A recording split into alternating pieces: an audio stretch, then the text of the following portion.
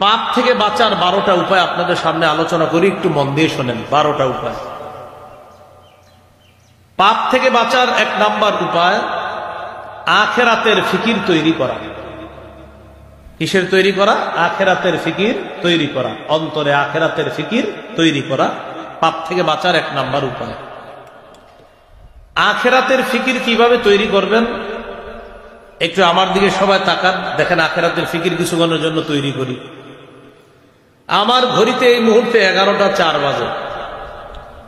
এমনও হতে পারে আগামীকাল 11টা 4-এ আমি দুনিয়াতে থাকবো না। আচ্ছা, আমি যদি আগামীকাল 11টা 4-এ দুনিয়াতে না থাকি, কোথায় থাকবো? কবরে।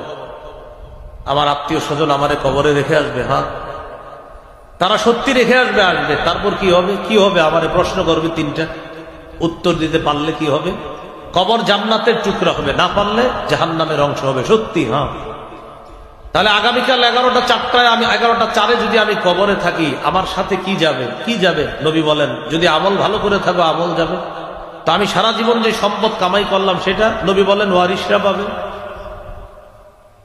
সাহাবীদেরকে প্রশ্ন করলেন, তোমাদের কাছে সম্পদ দাম কোনটা? ওয়ারিসের সম্পদ না তোমার সম্পদ?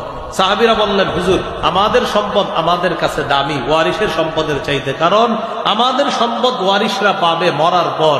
এই জন্য